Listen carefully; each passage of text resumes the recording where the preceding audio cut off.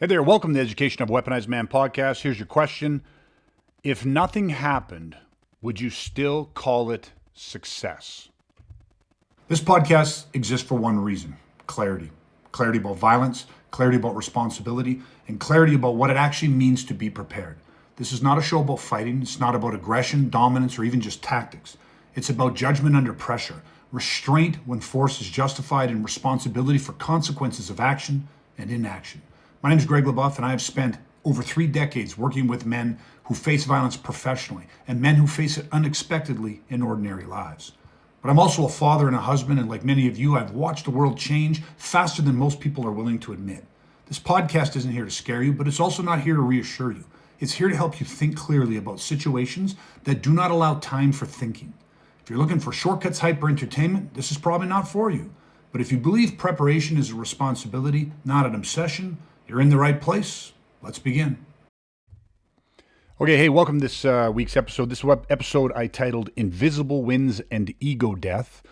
And I titled it that because I have, over the last few months, received different emails or had conversations with clients.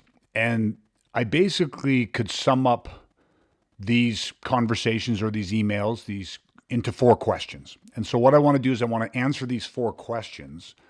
And I think what it's going to reveal and what value you're going to find in this is how it pertains to invisible wins and ego death. So let's just jump right into it. Question number 1 is why ego is the greatest liability in personal protection or self-defense.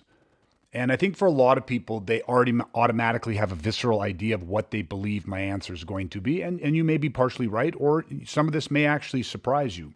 But the ego, I'll go this way. There's 3 parts to the human system. There is the emotional part, there is the mental part, right? And then there's the physical part in terms of action. So when you find yourself in a crisis situation, what happens is that we feel it first.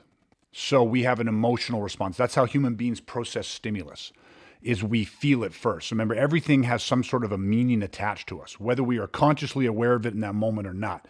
So can you imagine when all of a sudden, and sometimes you actually feel a threat before you become consciously aware that there is in fact a threat to your life. But when you feel that, or whether you become consciously aware of it, the point is your emotional system has already attached a meaning to that. That's why we can feel scared. That's why if you're standing in a barn out in the country and all of a sudden you feel something either crawl or slither across your foot or brush your leg, you have that visceral startle, flinch, jump. Like, oh, geez, like you don't know what it is. So we feel it though. There is some sort of a stimulus and that caused an emotional feeling inside of us. Okay, then that feeling is going to become a thought. And so again, when something crawls, slithers, brushes our leg, we feel it first, but then the thought might be, snake, spider, rat, I don't know, whatever, especially if it's something that potentially scares you, right? Or that you're not familiar with or you're not comfortable with, whatever it is. But that feeling then becomes a thought, and then that impacts our physical action where you have a startle flinch. You react, you jump, you pull away, whatever it happens to be. So if we look at this, why ego is the greatest liability is, and the reason I shared that kind of analogy is that the human system, our ego, is attaching meaning to things. So when we feel something and that something is a perceived threat to our ego, and remember, there's different, for the purpose of this conversation, I think we're talking about ego in terms of almost like that braggadocious way where this guy has an ego where we're like, oh man, like an air of confidence. And some guys can get that through training. I know in terms of the sport world, if you're looking at a professional athlete, this is by no means not all professional athletes, but there are certain sports, and I think combative sports is among them, where a certain amount of ego is a necessary thing. But, again, you're walking a line because you have to have a really firm belief that you are maybe even in certain ways better than other people. You have to believe that you're better than your opponent, that your skills are above them or untouchable, whatever it is. And so I think a lot of people can understand that having an ego, even a bit of a braggadocious ego where you're like, yeah, I am better than this person, I am the greatest, whatever it is, like that can actually serve you in certain capacities and within certain sports or certain, context determines content. So within certain contexts, that ego can be okay. Now, in the context of self-defense and personal protection, do you have to have a belief that you are better, that you are capable? Yeah, sure, of course. But ultimately, I think if you put the ego on a scale, why ego and when ego definitely becomes the greatest liability is because when you have the ego is a filter with which you process information. I'm the greatest, right? Like I'm so good. Like, you have this ego. I train hard. Like I'm so good. You see me dominate these guys in training and this, and I'm a badass and whatever you're using to bolster your ego. Now, all of a sudden, there's a stimulus, and you can have that ego can become this filter. You attach a certain meaning to the information that's coming in. And of course, that creates a thought, and those feelings and those thoughts impact your actions. And so you can, I guess maybe we'll go this way. What happens when you find yourself facing a situation where you are outgunned, outmanned, they're bigger, they're stronger, there's more of them, they have the element of surprise, they have targeted you at a time when you have compounded liabilities, meaning maybe you're not at the best of health, maybe you're in a life factor distracted moment, just with everyday life things, you're doing something, you have family with you, like you have people that you're responsible for. So those people now potentially have to worry about them being caught in crossfire, all this type of stuff, or them being targeted and hurt. What happens when you're in a situation where you don't have control, right? Because bad guys get to choose the time, the location, the duration, the intensity. They make all these decisions. That's what stacks the deck in their favor. That's what always puts us at a disadvantage. Well, ego, and again, unchecked ego, can cause you to wrongly or improperly filter the information.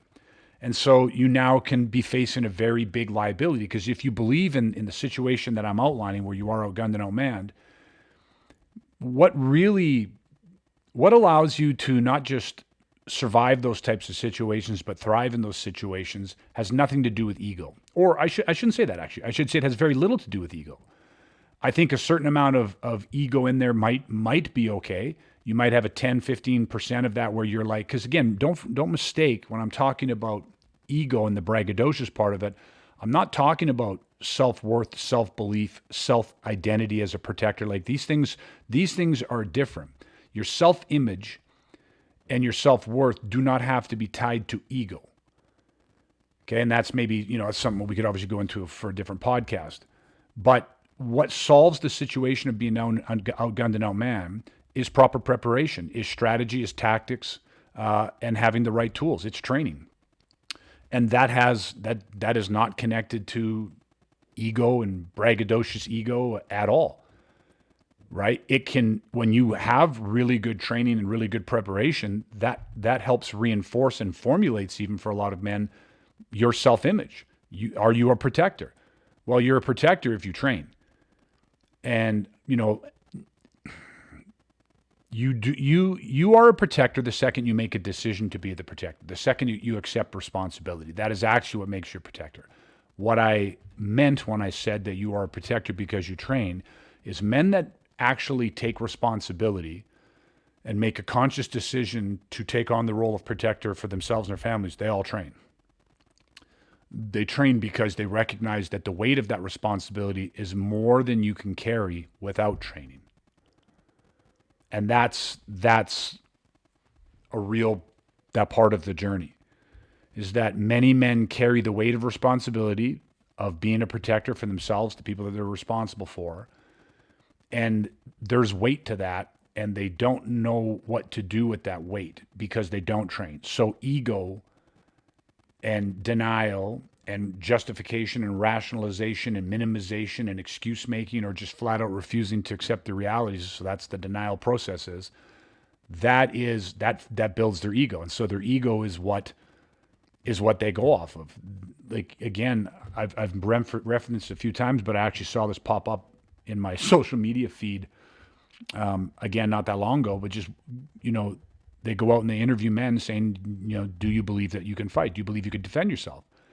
And of course, vast majority say yes. And they say, why do you believe that you can? And the answers are almost inaudible. Like, it's like you can't understand what they're saying. It's a bunch of ramblings, and there's no, you don't. And then they say, okay, well, for 20 seconds, can you demonstrate what you would do? How would you defend yourself? And then you watch them and you realize how they came to the number that most men overestimate their ability to protect, to defend, to quote unquote fight by up to about 4,000%.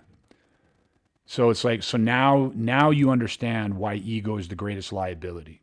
Why would a man say that, yes, I can fight?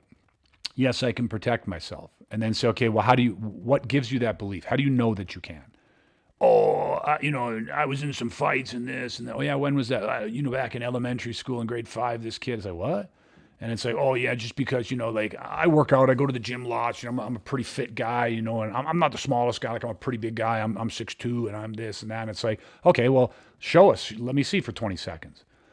And then they have literally no skill set. They have nothing there. And it's like, okay, so yes, that's going to be a liability. So that's where ego becomes the greatest liability. Now, if you got a guy that trains, whatever, maybe he's a purple belt in Brazilian Jiu-Jitsu, and he trains, and so the same question, do you believe you can fight? And the guy's like, yes, I do. I believe I can fight. Why? Why? Because I train Jiu-Jitsu, and I've done it for the last 5-6 years, and I'm a purple belt, and so I know I have those skill sets, and I know that at least if I get into a conflict with somebody, I can control someone, and if I had to choke somebody, armbar somebody, say, okay, so demonstrate for 20 seconds, and the guy gets down, the guy can, he's shrimping, he's moving, and you're like, oh, okay, got some skill set.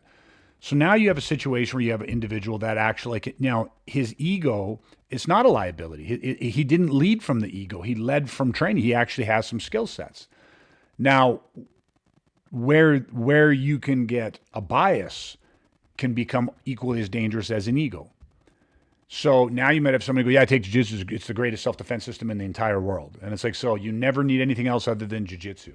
It's like, that's right, greatest self-defense system in the world. So every military out there should be, we could just get rid of all the guns, train them in jiu-jitsu, and they could go fight wars and never have to worry. They don't have guns, doesn't matter, greatest self-defense system in the world. And of course, that's ridiculous. People go, no, that's war. Okay, so you distinguish the difference between fighting and war. Yeah, 100%. Where's violence fall into that? Well, violence is a byproduct of war. Well, violence happens here in our cities. Violence happens in home invasions. Violence happened last night, or right now somebody is being violently assaulted. And violence is about one thing, and that's destruction. And whether that's because it's 3 or 4 people, or someone with knives or guns or bats or machetes, or somebody ambushing somebody, targeting the weak, because of age, disabilities, whatever it is, that's violence. It happens all the time. So what we're trying to get at is when you are preparing yourself, ego can become a liability, but so can bias. And so if I reference back to the title of the podcast, Invisible Wins and Ego Death, the reality is that there is no one thing, right? There is no one solution to every single problem in the world. If you want to win a medal or a trophy or have the just personal satisfaction of having earned a black belt or something like that, all great things, then you can start a journey. You can enter into Brazilian Jiu-Jitsu, kick, or whatever. You can travel through it. You can earn a black belt or whatever it is, or compete and earn medals and stuff. And you're perfect. You're not operating off a bias. You're not building ego. You're just actually working through a process. This is why I always say that context determines content. If what you want is self-defense, then one of the invisible wins is when the ego dies and you just start by recognizing that violence, you have no idea what type of fight that you're training for. You have no idea what type of situation you're going to get into. You don't know if it's going to be one person or multiple opponents. You don't know if there's going to be weapons, and if there are weapons, what type of weapons. And you have no idea what the experience level, size, strengths, attributes, capabilities, intent of the other person is going to be. You have no control over the time of day. I mean, there's just so many unknown variables. And that in and of itself is you have to understand is evidence of why you cannot afford a bias, why you cannot afford ego, because they can become nothing but a liability in a self-defense situation. And that's why one of the mottos of our training is come what may. You're literally training for a situation that you can learn lots about violence and you can study it and understand the blueprints of it and all this type of stuff, but you cannot actually ever fully accurately predict what type of violence you will face.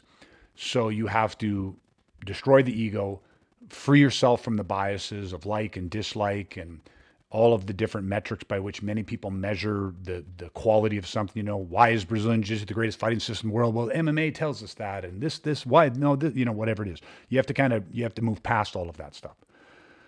All right, so question number 2, how invisible wins prevent visible disasters. Okay, well, this obviously a lot of these are going to be a continuation off of my first answer, but invisible wins. What's an invisible win? I think the first and one of the most important visible wins that a man has to have is actually recognizing the context that he desires. So I just said that context determines content. What do you want to do? If what you want to do is protect yourself and your family from violence, listen, let me maybe go this way. I'm not actually preparing myself. My primary goal in this was not to get better at altercations. I'm not trying to win arguments. I didn't care about verbal de-escalation tactics. I wasn't trying to get better at, having a quicker wit so that you could, if somebody, kind of was being sarcastic or insulting to me, I was quicker with my tongue. You know what I mean? I could out best them, that kind of thing. I didn't care about any of that stuff. The only thing I actually cared about was what happens if somebody literally tries to beat me to death again. I've been there.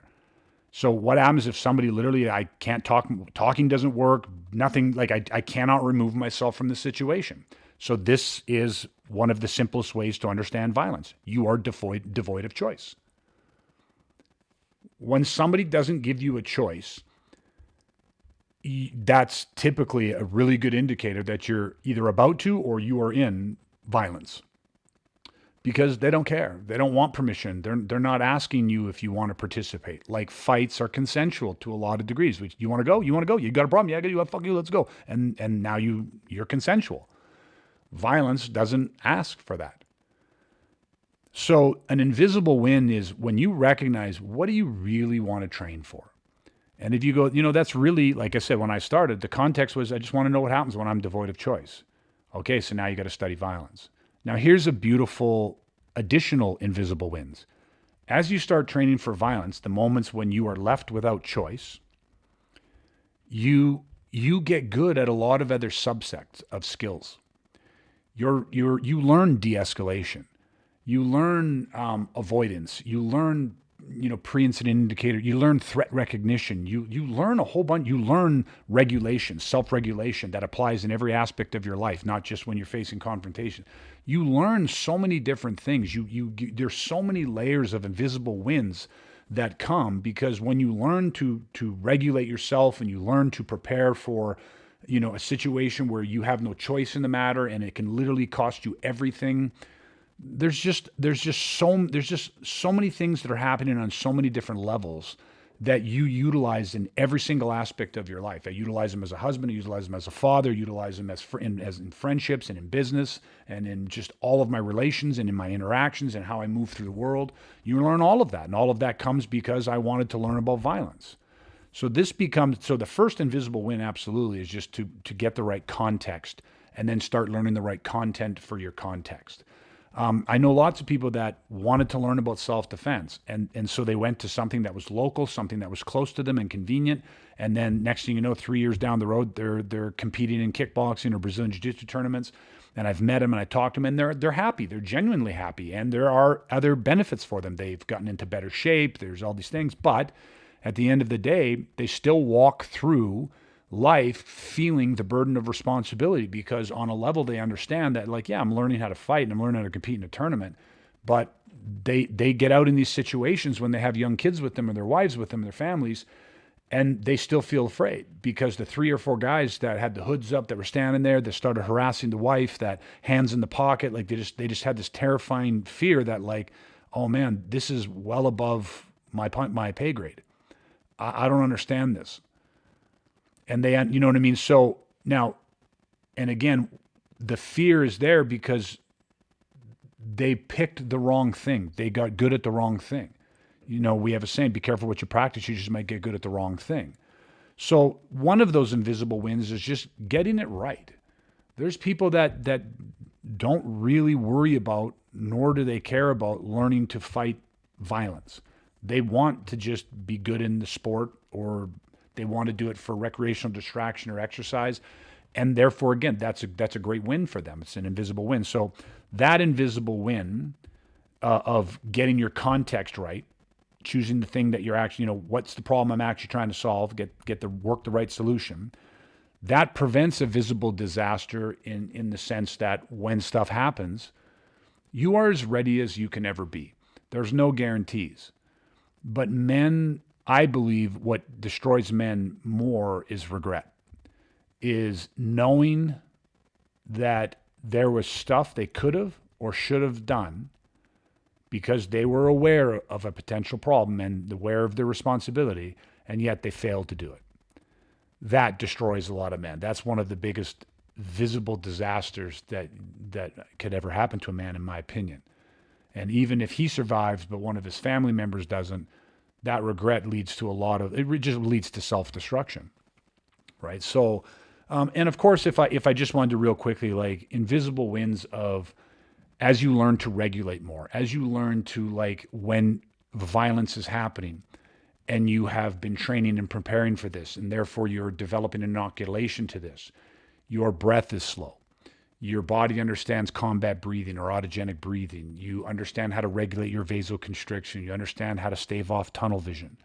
You understand how and what slow time motion is, so that if you experience that in a really intense situation, you don't fall victim to the belief that you are frozen and can no longer move. You understand how distorted memory plays a role in the aftermath. You understand the legalities and actually understand legally what activates your right to self-defense. So you know that you are just. You know that you're on the right side of it legally and morally, and that you can defend and protect yourself from the aftermath of violence. All of these things that you learn through the process of preparation, these things are all invisible wins. Nobody knows. None of your friends, none of your family, they can't see the knowledge you have. They can't see the regulation that you possess. They can't understand how your brain is able to visualize the strategies and tactics and problem solve and see vulnerabilities where other people can only see terror and destruction coming their way. These are all invisible wins. And if you didn't have any one of the things that I just listed, the visible disasters are going to be very tangible because it results in severe and permanent injury or loss of life. And that may not just be you, right? Most men aren't afraid of getting hurt. Most men are afraid of failing to show up as the man they believe themselves to be. Failing to, do the things that needed to be done. That's man's fear. That's, again, tied into the regret. Okay, so question number 3, the difference between feeling powerful and being controlled. So the difference between feeling powerful and being controlled, meaning regulation. And that's, again, I just kind of alluded to this a little bit. I think if you look at the things that make men feel powerful, not all the times, but there are a lot of things that that make us feel powerful that, again, are almost tied back into question number 1, are a little bit more of a ego-tied thing. That, you know what I mean? Just a guy goes and he hits a new, he is stronger. He hits a personal best in bench press or pull down, or he, you know what I mean, sticks really, really strict to his diet, and now all of a sudden his 6-pack's coming in, or, just, I don't know, there's just lots, I'm just using some physical examples, but what are the things that make men feel powerful? And these are good things. It's great to feel strong and powerful in these things. These are great things. But I think the idea in this is that the feeling powerful versus being controlled, nothing scares a man more than feeling like he's losing control of his mind or his body. And when you find yourself in a situation, any type of stressful situation, and you feel like you don't know what to do, or you feel that overwhelmed, like, we all know what it's like to have our system overwhelmed mentally, physically, physiologically, emotionally, whatever. And it's a terrifying feeling to be caught in that. And so a lot of times, again, we can turn to things that make us feel powerful. And sorry, my alarm was going off. These things, it can be surface things and stuff, and they're great. I think they're tools. I think there's nothing wrong with them in and of themselves. But when a man starts to actually gain experiences through training, not like I've been there, done that. You have experience. And you learn when you have experiences and you've learned to survive, you can survive these situations. I've been through hard times. I've faced these challenges. I saw a thing this morning that definitely impacted my mood. And it was it was a mother and a father, and the father wrote a post, and the post was, he had a picture of him and his wife lying in the hospital bed with their son. I think he was about 12, 13 years old as he passed away. And he just said, the quote underneath it was, "You can't hurt me." And what he meant clearly was that, like, he's experienced one of the greatest and most challenging and deepest sorrows and losses and challenges of his life. And I don't think he was just talking about that moment. He was talking about, I'm sure, the years that led up to his moment of his son obviously battling through a terminal illness. And then, the ultimate end result of him passing and losing him. So you can look at things that make you feel powerful, like a strong bench press or great attributes or, whatever that happens to be. And those things are great. But when you've gone through things and you've learned that you can regulate yourself through these things, that you can be in control physically, mentally, emotionally, spiritually through really hard times, it doesn't mean you're perfect, but you can control and regulate yourself through these challenges. There is a different power that comes with that. And that is a very invisible thing. People can't see that on you. They only, if they're lucky enough, get to experience it by how you behave, your energy, your aura, if you happen to be around them when things go bad. And it's just, you just see people rise, right? You don't rise to your expectations, you fall to your level of training. But make no mistake, when you're well trained, you rise. But you rise to that level of training, it comes out, and what was once invisible or intangible becomes very visible. It becomes, you can feel it. It emanates. So I think that's the difference from feeling powerful. And you might just say, look at these, look how I swing this stick, look how fast my knife work is, look how, all this stuff. And it's like, yeah, it's great. It's great. And you should. You worked hard. You should feel powerful from that stuff. But being in control is a different type of power, that regulation. And then the last question is why real preparation makes you calmer, not louder. And honestly, I think I've already kind of answered that. And it's just everything that I've just said. Training in and of itself is a process. It is a chrysalis, meaning that you come in on the one end of training and then you start this journey of working through this process. You enter into this chrysalis. And this training process is an alchemy where it produces a different result. You become something different. Once you enter into the training journey, very quickly into it, you experience change. And then you continue to experience the change the more that you work the process, which again is why we have a saying that says, work the process because the process works. And so every time you train, you grow. And again, it's training is not easy, but it's not hard in the way that most people think. Most people, I think, automatically think of the physical part of it. Like, oh, it's so like, they see somebody just sweating, broken down, like tired, exhausted, muscles bruised, beaten, black eyes, cuts and bruises. Really, definitely, in certain things, combat sport, that can be a big part of it. But in when you're doing preparation for violence and operating as a protector, in all honesty, that physical stuff is a lot less of it. And it's not that the training's not hard and intense. I've had my share of bumps and bruises and breaks and all these kinds of things over 30 years of doing this, but it's way heavier lifting on going through the change of how it rewires your perceptions and your values and your priorities. And I love seeing the process. I had actually just this week, I had a guy, one of my clients, and just talking about, how he was just so excited for, like, he owns his own business and at work, and he says, I had work's been really, really stressful this last, couple weeks.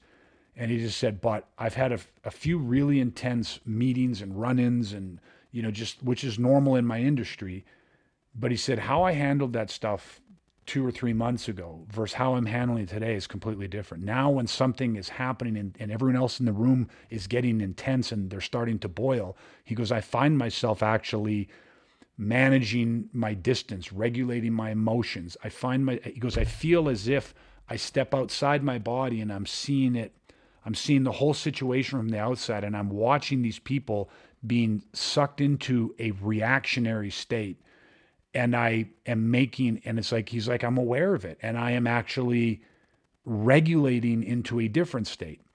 And he goes, how easy it has become to not only de-escalate the situation, because now instead of being sucked into it and being part of the escalation, he goes, I'm in a different state. And he goes, I can say something, or I can just change my body language, and it just impacts the situation.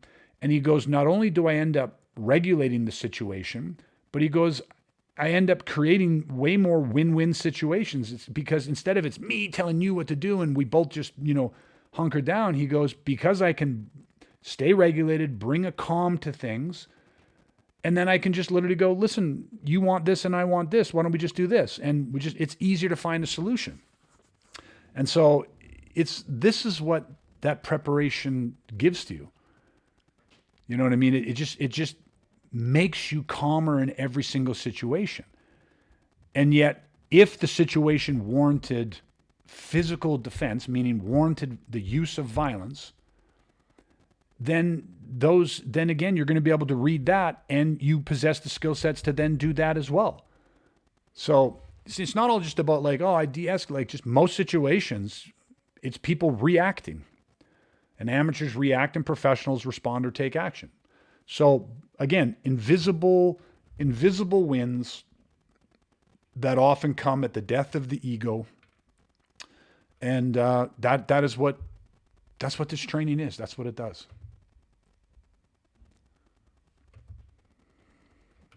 If you've listened this far, take a moment before moving on, not to agree with anything that I've said, but to notice what stayed with you. These conversations aren't meant to provide answers that you can memorize. They're meant to sharpen your judgment, to clarify your responsibility, and to help you think clearly about moments that don't allow time for thinking. If this episode raised questions, that's the point. If it made you more cautious rather than confident, that's a good thing. And if it didn't resonate with you, you don't need to force it. Preparation is personal, and it has to align with who you are and what you're responsible for. You don't need to do anything after this. Just carry the questions with you and pay attention to how you see the world this week. We'll continue the conversation next time.